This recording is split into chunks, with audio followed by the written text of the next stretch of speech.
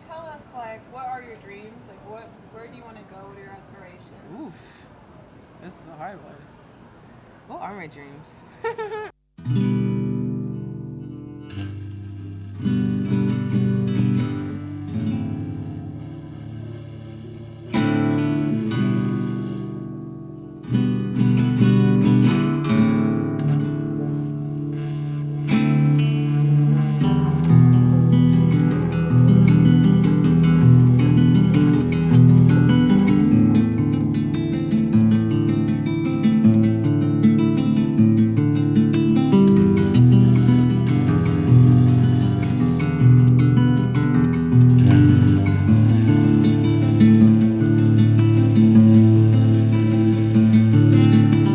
Winds are picking up, the gold has come around the bend into the cracks of old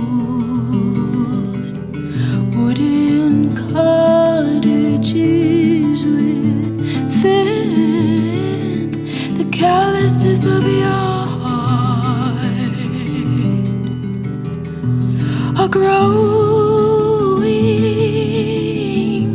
harder, reaching out my hand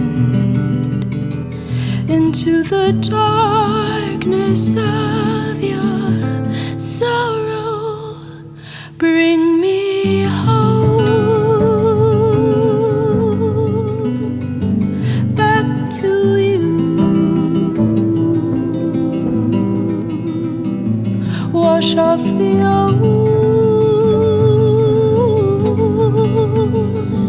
put on the new. Morning dew, my morning dew, morning dew.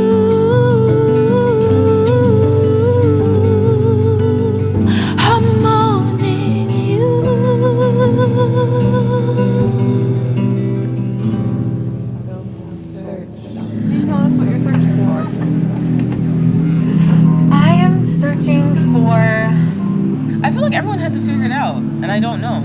I'm searching for... I think I'm just searching for peace in everything that I do. I guess one of like my aspirations or my dreams is just being able to like inspire people, period. I don't know what I'm searching for.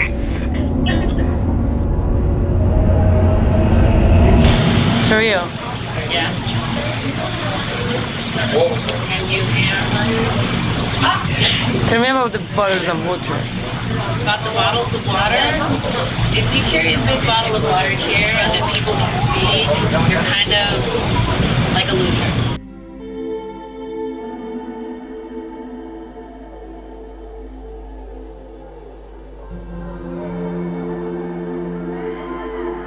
I think the process of salsa, bachata, bulldogs, the whole dance community was really like this internal drive to step out of my comfort zone.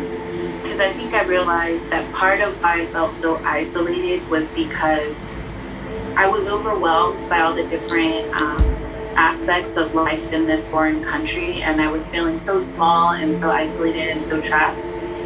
And I realized that like that theme of feeling trapped was something that I had even at home. And so I knew that coming to Korea, I had wanted to like escape that, and yet here I was kind of still in the same cycle. And so knowing that like something I had always told myself I wanted to do was learn how to dance salsa and bachata, and realizing like I'd never done it, it just seemed like this big internal push to just finally do something that I said I always wanted to do, because there were no barriers. The only thing that had ever stopped me from doing it was just doing it. We all got to know each other. We all got to hang out. I personally was doing something that I'd always wanted to do. And then the people that I was around, I was learning from their experiences and where they were coming from and where they had traveled from. And I finally got to meet like, I won't say locals because I had met a lot of like Korean people and they had showed me like different parts of their city. But being in the dance context was fun because it was like just about us like letting loose together and just having a really great time and just making friends authentically. It was actually pretty symbolic and it was really cool to be able to do it in Korea because I needed that like at the time as like in my personal growth. I needed to just do something I was interested in. I needed to just go have fun. I needed to just try something. I just needed to go put myself out there. And then when I did, especially in the context and where I was in life, it was super healing. Like, I didn't even know if I would, like, I didn't know where Jonathan and I would go. Like, my original thought was like, oh, great, I meet someone amazing and like, he's in the military and he's gonna leave. And I'm gonna leave and that's just gonna be the end of it. And I just need to open up my heart to the fact that like, I know this has an end date and it's coming up at the end of the summer, but like, I need to like enjoy this for what it is now. and so I remembered that part being really hard and feeling like so relieved when it finally happened. But I don't really think I realized, I knew I was having a lot of fun and I knew I was so much happier and like finally I was like doing what I had envisioned when I went to Korea, which was just having like a really good time. And I knew that was finally happening, but I think it wasn't until like I looked back that I was like, wow, I really grew a lot through that experience, like through the hardship and the struggle, and then also having that community that came around me and really helped me to heal. But I had to really reflect on what that whole journey was like for me. So we're here at Gunja, gonna travel down. Boop. Then we're gonna make the transfer and 2 stops over until we get to Shinsen Station. Did I feel like I was challenged? Yes.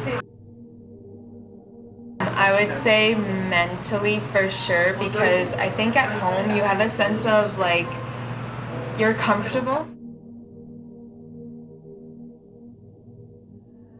So they're really keen on respecting their elders, which is also very evident in the Ethiopian community as well. So like bowing is a thing in Ethiopia and in Korea, and like handing things with like 2 hands.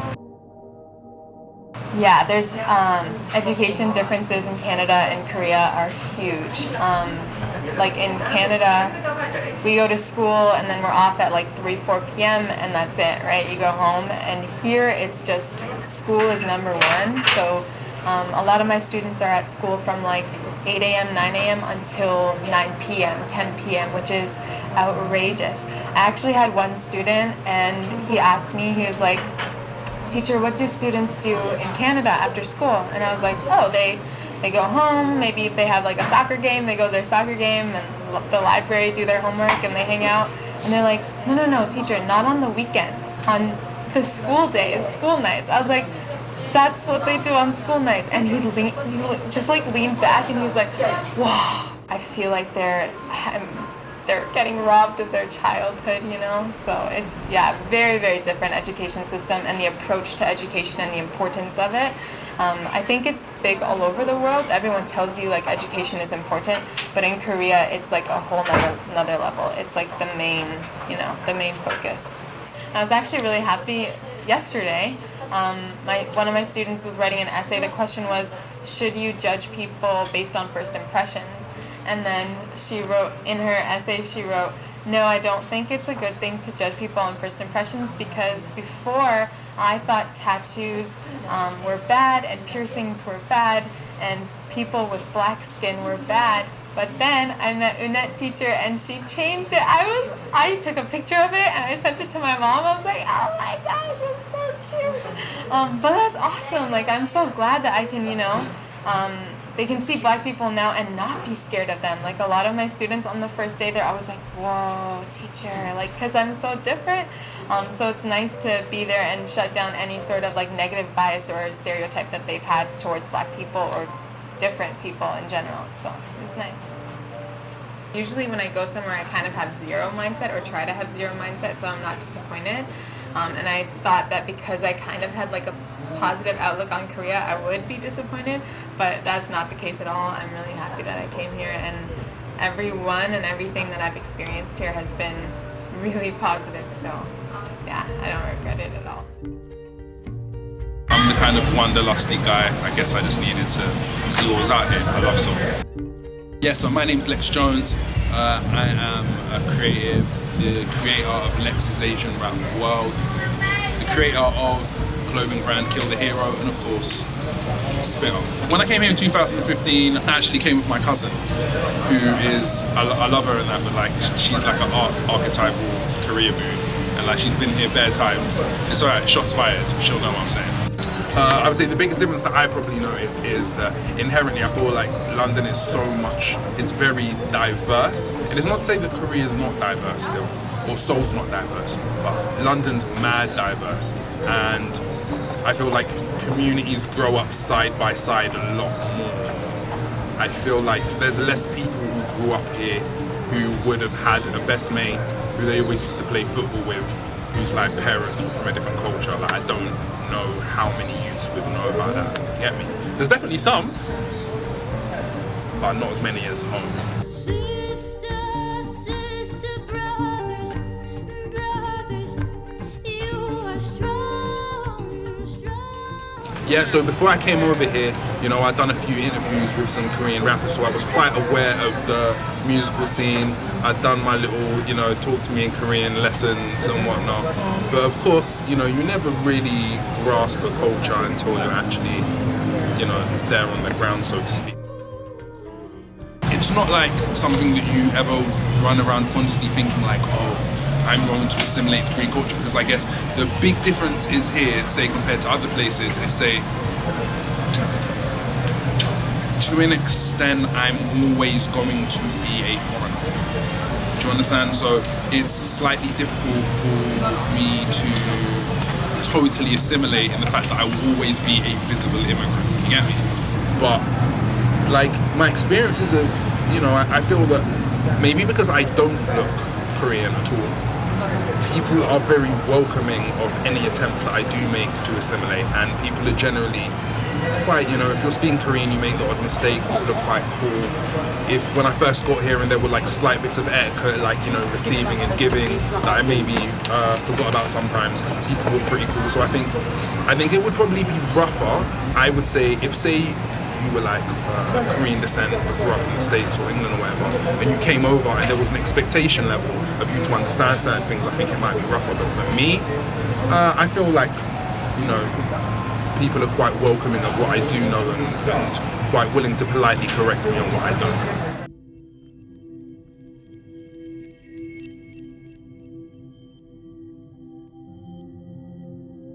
I came to South Korea to teach. That was my main goal. I'm a teacher by profession. I've been teaching professionally since 2012, and I taught in the American school system, and I just didn't want to do it anymore. I got my master's degree in educational psychology, and after that I said, I do not want to teach in the American system. What can I do? I can teach anywhere in the world. Let's go to Korea. So that's pretty much why I came. Everything I do, I have opposition from, whether it's a family member, a friend. Someone always tells me, well, you shouldn't do that, maybe you shouldn't try. But I think one of the things that has made me the person who I am is pushing against the envelope of what people think that I should do. I didn't do a whole bunch of research. I think the reason why I did it is because I felt like I didn't need to. I had friends who had already come over here and had experience, and so I kind of just trusted their journey, which I think was good, but also bad. It gave me the strength to move, but also it made me complacent for the first year of me being here. So basically, my first year here, I didn't have a goal set. I didn't have anything that I wanted to accomplish. It was just, you're living abroad. Living abroad was the accomplishment. The more you create art, I think the more subconscious you get about sharing that art with the world, because, you know, you're putting it out there when you share yourself.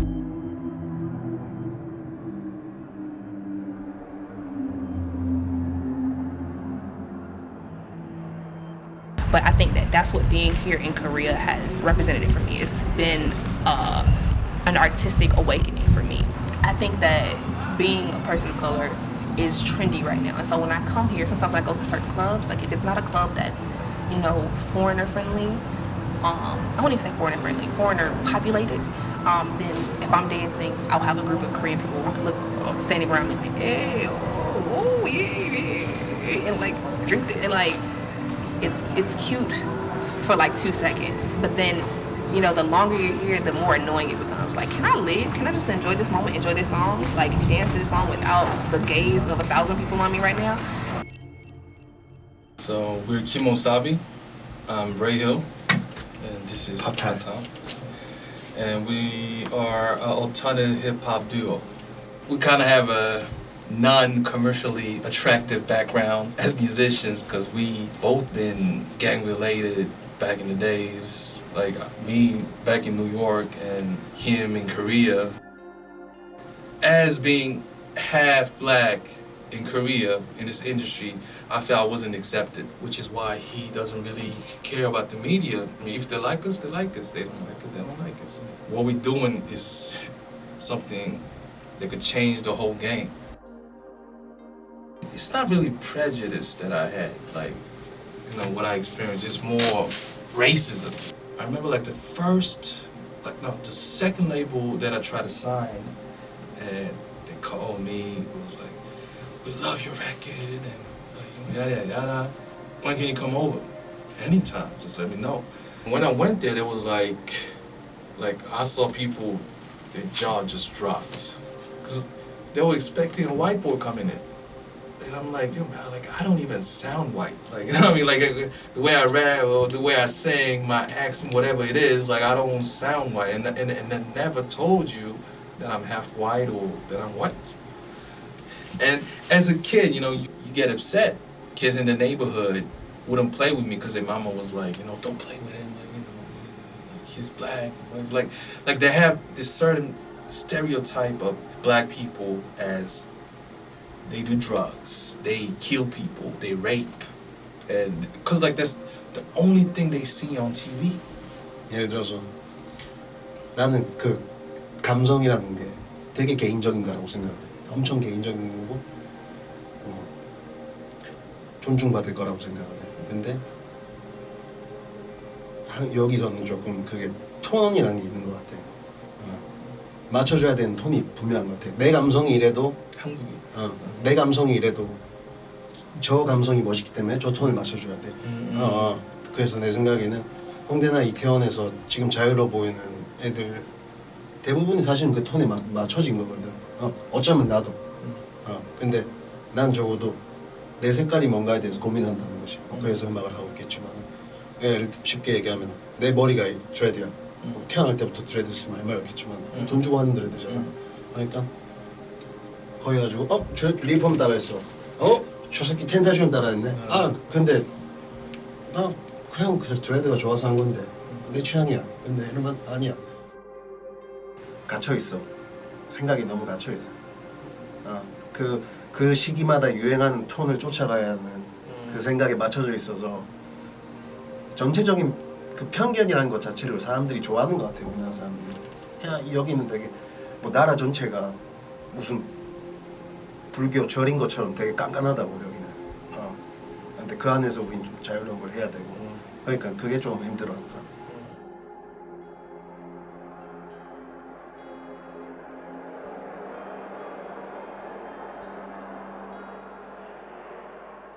My name is Kevin. My Korean name is Changhyun.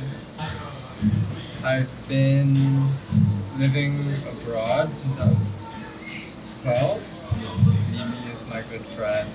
Yeah, we were going to boarding school together. What's the school system like out here? Because I heard a lot of stories from teachers and like how like hard it is on kids and how they have to stay out to like 10 p.m. sometimes. What was it like growing up for you? So when I was like in second grade, I couldn't, because I'm kind of like not math brain. Yeah, you guys know that like Asian kids, we have a stereotypes. Yeah. That, we're like, good at math. We're like very super logical. And wanna be we're not. Like, everything. there are so many people who are not like that, but yeah. people think that we were considered as aliens, and it's really hard. I couldn't like do the times table or like do division as like a child, and I thought it was so stupid that I had to do And it. everyone had expectation from me, like Yeah. they're Since all like good we at were it, children. like memorizing or like doing good at the mathematics or statistics. But I hate those, and I cannot do those. Yeah. Newly liberal place in the world, but then also again like first world and very capitalist. So it's like I'm living in the place that I know as like home, or that I know as like a part of my world, and also it doesn't fit with everything else that I grew up with. So it's like Alienated. yeah, it's a bit strange. I had to like achieve these goals that I wasn't good at. You don't really feel like your like opinions are Valid. heard or valued. Yeah. As soon as I went to art school in Boston, it kind of liberated me.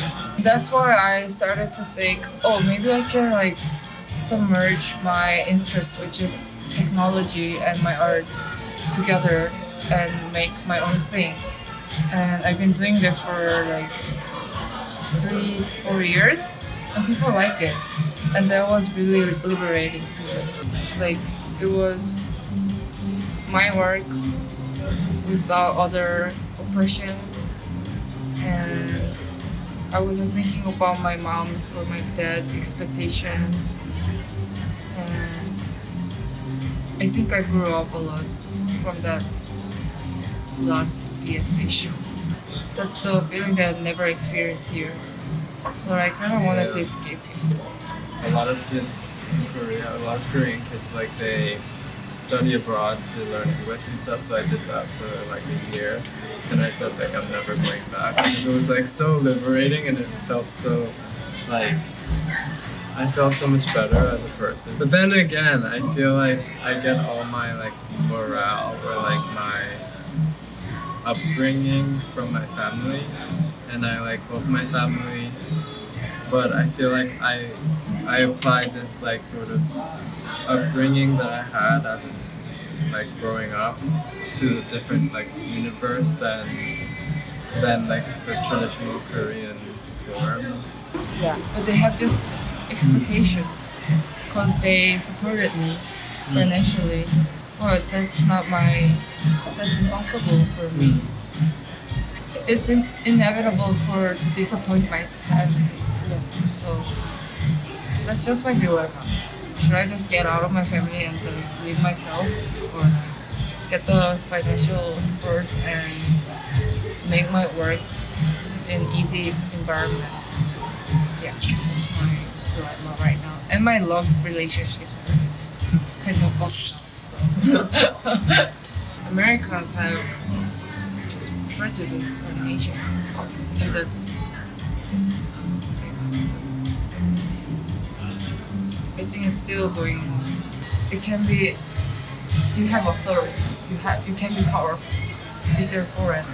And you speak English. Yeah, that's like the power that you have. In the States, there were so many races. Treat me as a person, not a foreign Asian one. I disagree with you. Like, I agree with you with like, I find like many Koreans are very racist. At the same time. Yeah. Like in the But it's more color. like much more passive aggressive. Koreans can be very racist. They're racist. Like they're. I feel like abroad where it's like the racism is more hateful, like they will just go up to you and say something.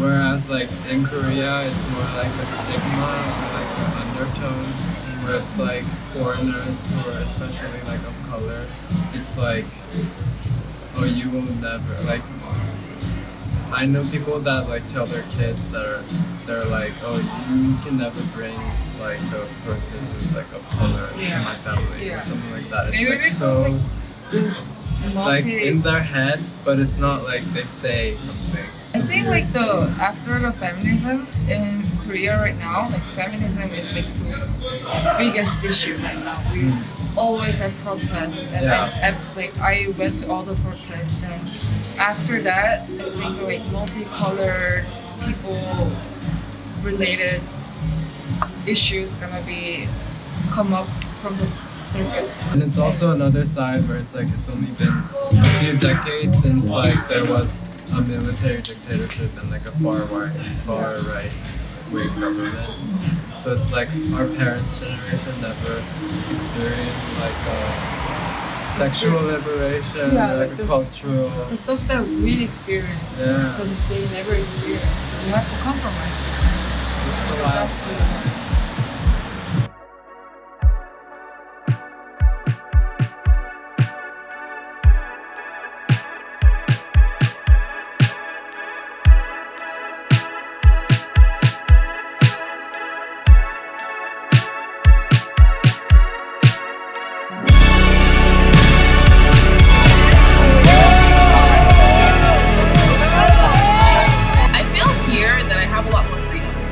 It's like back home, I feel like everything's really expensive.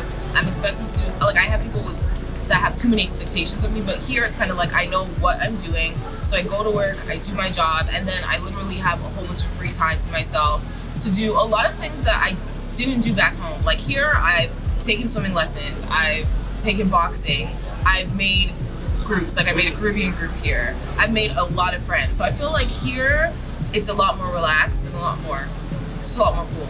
I think in regards to people of color, especially Black people in particular, like I find that a lot of it is from Western culture. The reason why they don't like us is because in movies we're portrayed as like the bad guys, or they might see how we've been treated by other races. And I find that for Black people, it's hard to be a Black person abroad, period, because it doesn't matter what country we go to, someone always has an issue, whether it's racism or colorism. It's something.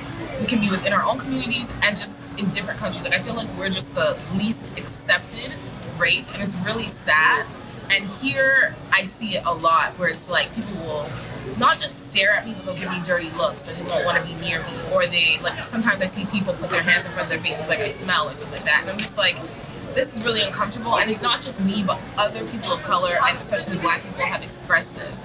With me, I try to teach friends, I try to teach my students, especially my students, about me, because they're children and they've been taught certain things, and those things aren't correct. So I teach them about me. I've done whole lessons on it. On my summer camp involved like a whole diversity thing. Like I teach my kids about me and like how I feel here and how it's important to accept everyone, because at the end of the day, we're all the same on the inside. That's what it is. So yeah, I'll teach when necessary, but I don't feel like I'm like the golden standard for all Black people. Like I don't feel like I have to walk around and be like a picture of perfection, because that's not my job. I'm not here to represent everyone.